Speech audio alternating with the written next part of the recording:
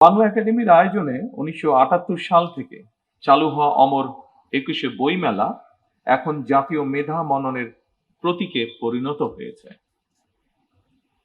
ভাষার মাস ফেব্রুয়ারির শুরু থেকে বইমেলা শুরু হওয়ার কথা থাকলেও এইবার নিয়মের কিছুটা ব্যত্যয় ঘটিয়ে দেশের চলমান রাজনৈতিক বাস্তবতায় নির্ধারিত সময়ে বেশ কিছু সময় পার হওয়ার পর আজ আনুষ্ঠানিকভাবে বইমেলা শুরু হলো।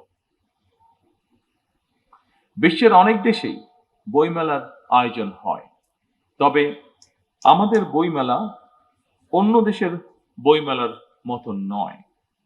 আমাদের বইমেলা আমাদের ভাষার অধিকার আদায় এবং বাংলাকে রাষ্ট্রভাষা হিসাবে প্রতিষ্ঠার স্মারক হিসাবে চিহ্নিত। তবে প্রতি বছর মেলার আকার আয়তন বাড়লেও সেই হারে মনে হয় গবেষণাধর্মী বই প্রকাশিত হচ্ছে কিনা কিংবা মানুষের বই পড়ার অভ্যাস বাড়ছে কিনা, এই বিষয়গুলো নিয়েও বর্তমানে মনে হয় চিন্তা ভাবনা করার অবকাশ আছে। বই পড়ার গুরুত্ব সম্পর্কে নতুন কিছু করে বোধহয় বলার নেই। জার্মান দার্শনিক মার্কুস সিরেরের একটি উক্তি এখানে আমি খুব প্রাসঙ্গিক মনে করি। তিনি বলেছিলেন, খুব সম্ভবত আরেকজন বক্তা মনে হয় একই কথা বলেছেন ওনার বক্তব্যে। মার্কুস বলেছিলেন, বই ছাড়া ঘর আত্মা ছাড়া দেহের মতন। বিজ্ঞানী এবং গবেষকরা বলছেন, বই শুধুমাত্র বিদ্যা শিক্ষা কিংবা অবসরের সঙ্গী নয়, বরং বই পড়া মস্তিষ্কের জন্য এক ধরনের ব্যায়াম। সম্মানিত উপস্থিতিবৃন্দ, গবেষণায় দেখা গিয়েছে নিয়মিত বই পড়ার অভ্যাস মস্তিষ্কের কোষগুলোর মধ্যে নতুন সংযোগ তৈরি করে, যেটি মানুষের স্মৃতিশক্তি এবং জাজমেন্ট ক্ষমতা বা বিশ্লেষণী ক্ষমতা বাড়ায়। এমনকি আলজাইমার বা ডিমেনশিয়ার মতন রোগের ঝুঁকিও ক্ষেত্র বিশেষে কমিয়ে নিয়ে আসে। তবে বর্তমান সময়ে তথ্য প্রযুক্তি মানুষের বই পড়ার অভ্যাসে মনে হয় প্রধান বাধা হিসাবে দেখা দিচ্ছে। বিশেষ করে ইন্টারনেট আসক্তি তরুণ প্রজন্মকে খুব সম্ভবত বই বিমুখ করে তুলছে ধীরে ধীরে। ইন্টারনেটে অবশ্যই বই পড়া যায়, তবে গবেষকরা বলছেন, বইয়ের পাতায় কালো অক্ষরে লেখা বই পড়ার মধ্যে যে জ্ঞানের গভীরতা উপভোগ করা যায়, সম্ভবত একইভাবে দিনের পর দিন কম্পিউটারে মনিটরে ডুবে থেকে জ্ঞান অর্জন হয়তো সম্ভব, তবে শরীরে এবং মনোজগতে এর একটা সাইড এফেক্ট বা পার্শ্ব প্রতিক্রিয়ার প্রভাব রয়ে যায়। যুক্তরাজ্য কিংবা কানাডার মতন অনেক উন্নত দেশের বিশ্ববিদ্যালয়ে গবেষকরা বলছেন, ইন্টারনেট ব্যবহারের আসক্তি পড়াশোনার প্রতি শিক্ষার্থীদের আগ্রহ হারিয়ে ফেলার তীব্র ঝুঁকি তৈরি হয়েছে।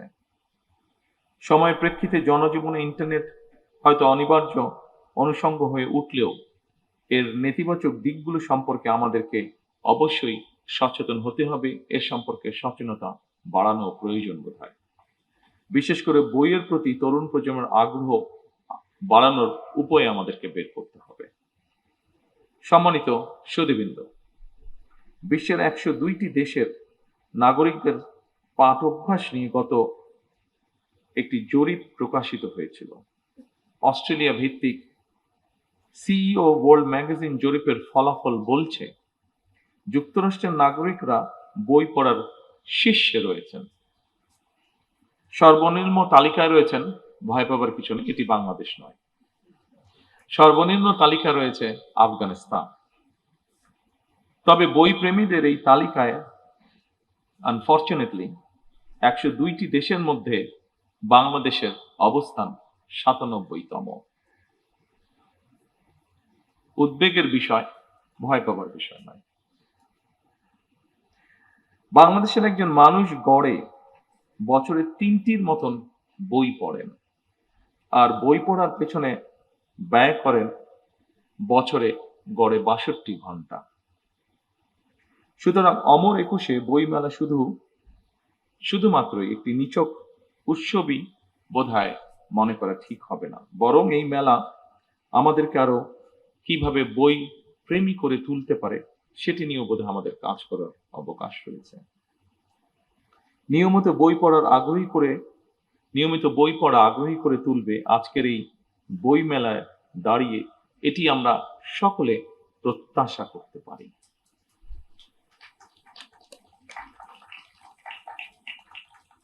মাতৃভাষার মর্যাদা প্রতিষ্ঠায় 52 ভাষা আন্দোলনে শহীদদের স্মরণে আমরা সগৌরবে প্রতি বছর 21 পালন করে থাকি।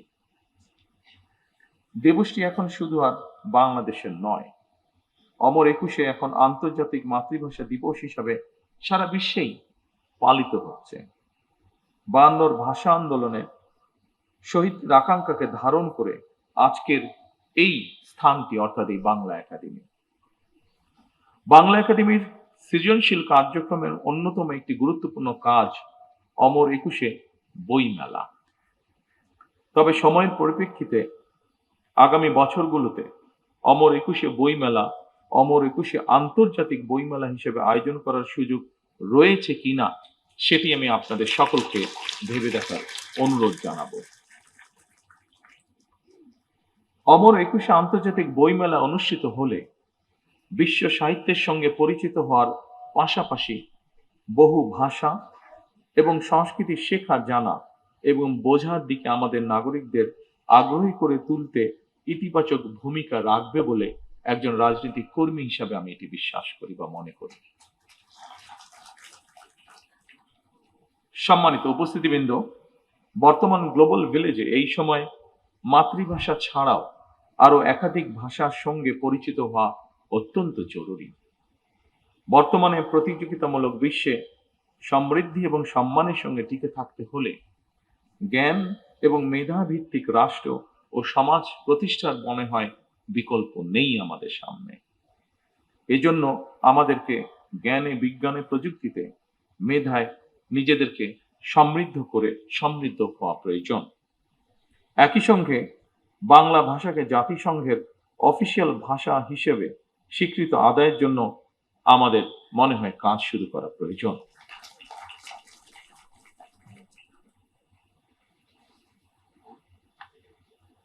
সম্মানিত উপস্থিতিবৃন্দ, ফ্যাসিবাদ মুক্ত বাংলাদেশের জনগণের সরাসরি ভোটে নির্বাচিত হয়ে বাংলাদেশে একটি গণতান্ত্রিক সরকার তার যাত্রা শুরু করেছে। জনগণের প্রতি জবাবদিহিমূলক এই সরকার দেশটাকে জ্ঞানের আলোয় আলোকিত করতে চায়। অমর 21-এ বই মেলা কেবল বই বেচাকেনার মেলা নয়, বরং এই মেলা হয়ে উঠুক শিক্ষা এবং সংস্কৃতি বিকাশের সূতিকাগার। অমর 21-এ বইমেলা কেন্দ্র করে বাংলা একাডেমি মাসব্যাপী আলোচনা অনুষ্ঠান, সাংস্কৃতিক পরিবেশনা এবং বিশেষ করে শিশু কিশোরদের চিত্রাঙ্কন, সঙ্গীত ও আবৃত্তি প্রতিযোগিতা যে আয়োজন করে, এইসব উদ্যোগ নতুন প্রজন্মের সামনে তাদের সুপ্ত প্রতিভা বিকাশের সুযোগ তৈরি করে দেয়। এভাবেই বইমেলা হয়ে উঠুক আমাদের সকলের মিলন মেলা, প্রাণের মেলা। বইমেলা শুধু একটি নির্দিষ্ট মাসে বাংলা একাডেমি প্রাঙ্গণ ও সোহরাওয়ার্দী উদ্যানে সীমাবদ্ধ না রেখে বরং সারা বছর দেশের সব বিভাগ, জেলা ও উপজেলায় আয়োজিত করা যেতে পারে। এ ব্যাপারে বই প্রকাশকগণ উদ্যোগী হয়ে ভূমিকা রাখতে পারেন বলে আমি মনে করি এবং সরকারের পক্ষ থেকে যদি সহযোগিতার কোনো অবকাশ থাকে, অবশ্যই বর্তমান সরকার সেখানে এগিয়ে আসবে। একই সাথে এই ব্যাপারে সংস্কৃতি বিষয়ক মন্ত্রণালয় আপনাদেরকে নিশ্চয়ই প্রয়োজনীয় সহযোগিতা দিতে প্রস্তুত রয়েছেন। প্রিয় সুধীবৃন্দ, জাতির মননের প্রতীক বাংলা একাডেমি আমাদের তরুণ তরুণীদের মেধা ও মনন বিকাশের জন্য বিভিন্ন পদক্ষেপ হাতে নিয়েছে। এর মধ্যে বিভিন্ন মেয়াদী গবেষণা বৃত্তি, তরুণ লেখক প্রশিক্ষণ কর্মসূচি এবং আন্তর্জাতিক সেমিনার আয়োজন। এ ধরনের উদ্যোগ বাস্তবায়নের মাধ্যমে উত্তর প্রজন্মকে বাংলা ভাষা ও দেশজ সংস্কৃতির মূল ধারার সঙ্গে যুক্ত করার চেষ্টা ভবিষ্যতে আরো সম্প্রসারিত হবে ইনশাআল্লাহ। বাংলাদেশের সমৃদ্ধ সাহিত্য ইংরেজি সহ নানা বিদেশি ভাষায় অনুবাদের কার্যক্রম বাংলা একাডেমি পরিচালনা করছে। আমি দৃঢ়ভাবে আশা করি এ কার্যক্রম আরো বেগবান হবে ইনশাআল্লাহ, এবং আমাদের সমৃদ্ধ সাহিত্যের সঙ্গে বিশ্ব সাহিত্যের পরিচয় আরো দৃঢ় হবে ইনশাআল্লাহ। সম্মানিত উপস্থিতি, এজন্যই আমরা বলি সবার আগে বাংলাদেশ। এই দেশকে সকল প্রকার অন্ধকার ও পশ্চাৎপদতা থেকে মুক্ত করে দল, মত, ধর্ম, বর্ণ নির্বিশেষে সকলের জন্য একটি নিরাপদ, মানবিক, গণতান্ত্রিক বাংলাদেশ গড়ে তুলতে আমি আপনাদের সকলের আন্তরিক সহযোগিতা কামনা করছি। সবশেষে আজকের এই অনুষ্ঠানকে যারা সাফল্যমণ্ডিত করেছেন, অমর একুশে বইমেলা ও একুশে অনুষ্ঠানমালা 2026 শুভ উদ্বোধন ঘোষণা করে আমার বক্তব্য শেষ করছি। আল্লাহ হাফেজ। বাংলাদেশ জিন্দাবাদ।